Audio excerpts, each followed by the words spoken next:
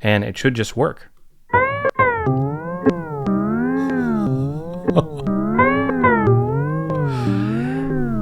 Yeah.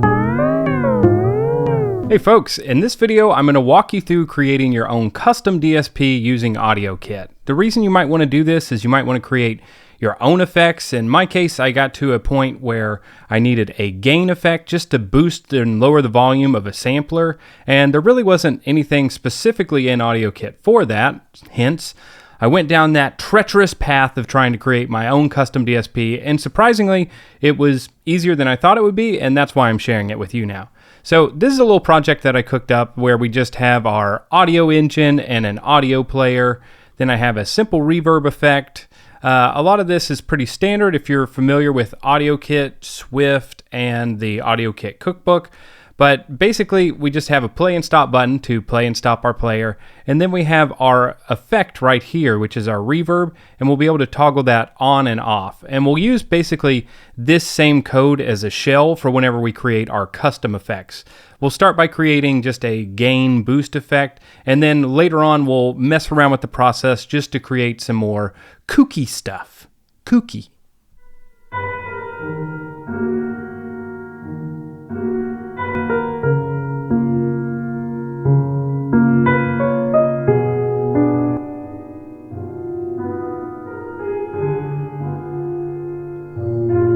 All right, so that's working well. The next thing we want to do is create our own custom DSP. And the way that we should do that is by finding one of the effects that you most want to emulate and basically copy the structure of that into your project. So I already know, because I've gone through this before, that we're just going to need to create two files. One of them is a .swift file, and the other one is an Objective-C++ file. So if I open up our SoundPipe AudioKit package, you'll see that there is a Panner DSP file right here, and the file name is pannerdsp.mm. It doesn't show it there, but if I show it in the Finder, you'll see that this is a .mm file.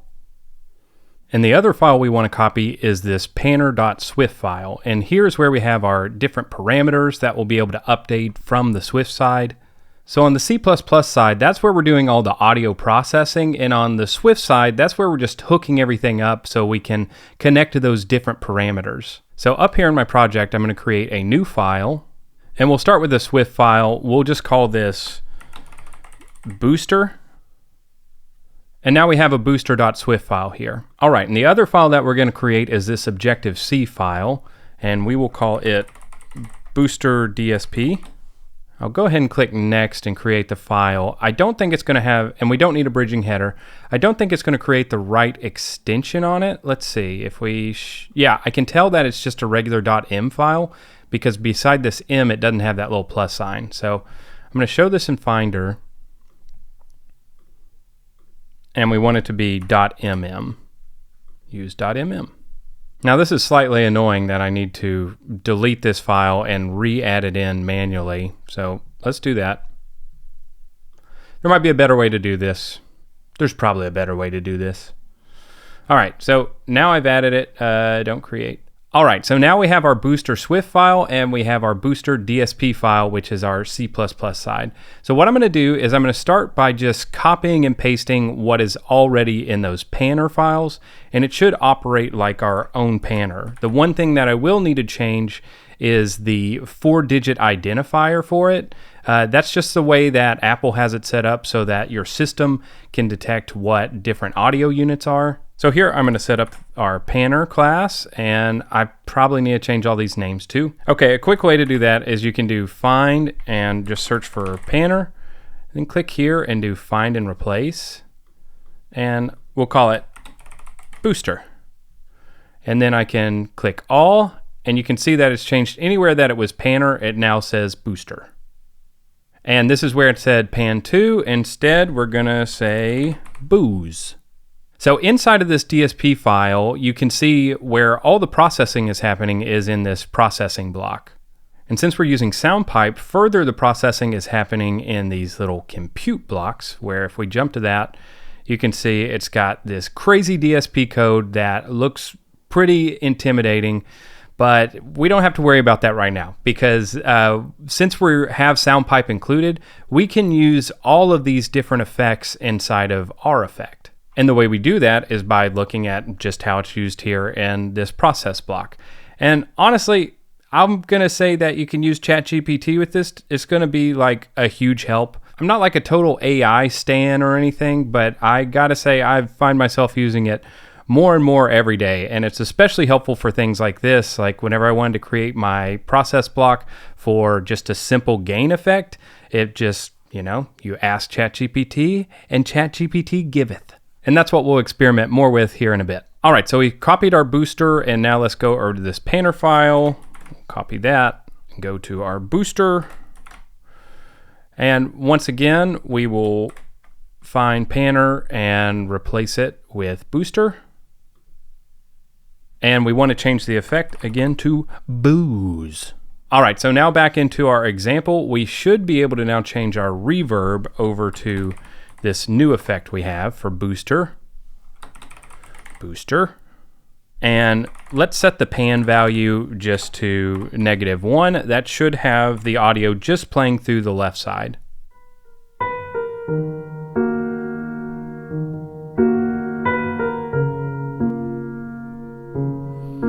All right, if you're listening in mono or on your phone, you might not have heard that, but whenever the effect was enabled, it did in fact play just on the left-hand side, and when it's disabled, it plays through both speakers. All right, so what we'll do next is we'll create this gain effect together, and by together, I mean I'll type it out and ChatGPT will give us the answers. All right, so I've copied in the script, I said, change this process block to act as a gain control from -20 to +20 dB, where 0 is unchanged.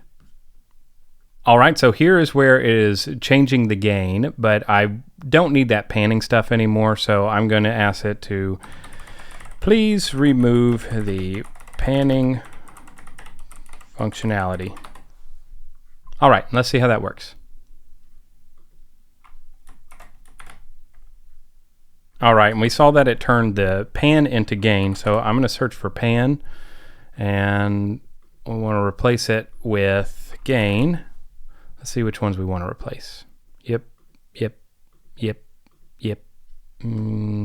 but we want that to be capitalized, and this to be capitalized.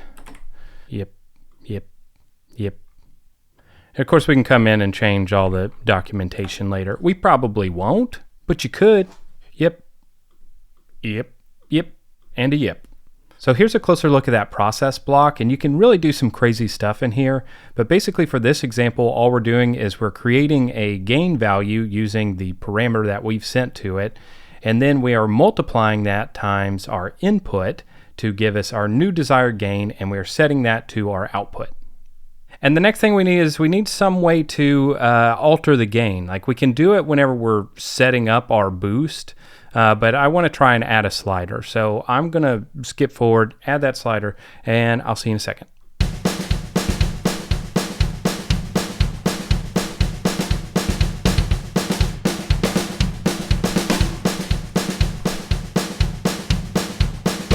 I mean, using ChatGPT has just been such a game changer.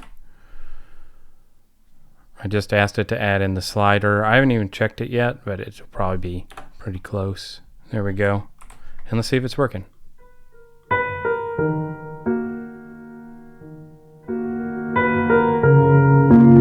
And so there we have it. You already have a custom DSP now for creating your own gain effect. And creating a gain effect is kind of like the first effect you ever create whenever you're doing DSP stuff. The audio programmer actually has a great video of creating a gain effect in JUCE. I don't even use JUCE, but I watched that video and it's just great. It gives you some more ideas of like the core concepts of what go into C++ DSP programming. But the first step is just saying where to plug everything in.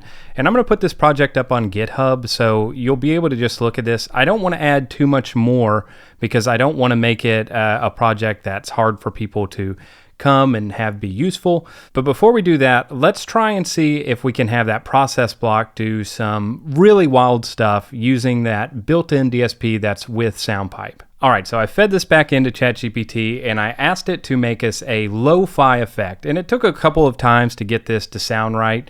Basically, I wanted it to add an LFO, and I wanted to have a pitch wobble to it. And you can see that it used some of the built-in features of SoundPipe to do that. We have our low-pass filter here, and this variable delay, actually as you increase or decrease the delay time, that's what's creating that pitch wobble. And we're altering that delay time using an oscillator as an LFO. Just so that you can hear the difference it's making, I'm going to set these values a little bit to be extreme, and we can see if it gives us that lo-fi wobbliness. And, you know, usually whenever I have something like this, the first time I run it, it doesn't sound great, but it gives you a starting point to start iterating and landing on something that you really like. And, you know, if we wanted to take this further, we could start to expose some of these variables and access those over on the Swift side. And basically we could create our own AUV3 effect that's totally custom, but being built off of the building blocks that we have inside of SoundPipe. I mean, you could do it entirely custom using this process, but SoundPipe gives you a lot of good starting point stuff for, you know, again, the reverbs. I'm just reading the list here: equalizer, auto wah, auto panner. So any of these things you wanted to couple with the functionality you were going to have, or if you want to combine a lot of this DSP stuff to be like a multi-effect into one effect, this would be a place to start. All right, I'll stop rambling. Here is our LFO effect. And the cool thing is we're able to do this inside of Swift previews. I don't even have to recompile it, and it should just work.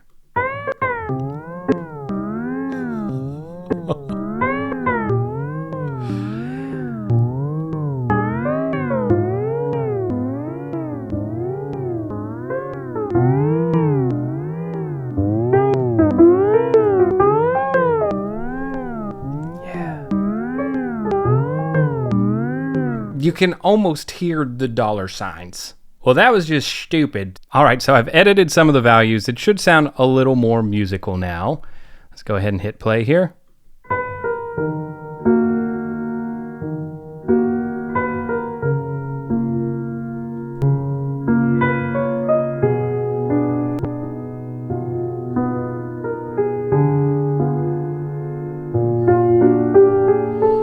So there you have it. From here, you could add in, you know, those little crackly sounds. They just love that in that lo-fi music, man. I love it in the lo-fi music. But hopefully this helps you get your feet wet and starting to create your own DSP. It's a lot of fun, and, you know, with ChatGPT, it's totally doable. You just need to know what those first initial steps were. So follow those. You just got to create 2 files. Then you start chopping at stuff and see how it goes. Download this project because that'll be another resource to use. And who knows, one day you too might be making a video on how to make custom DSP. It could happen. Thanks for watching. Be sure to like and subscribe, and I'll see you all next time.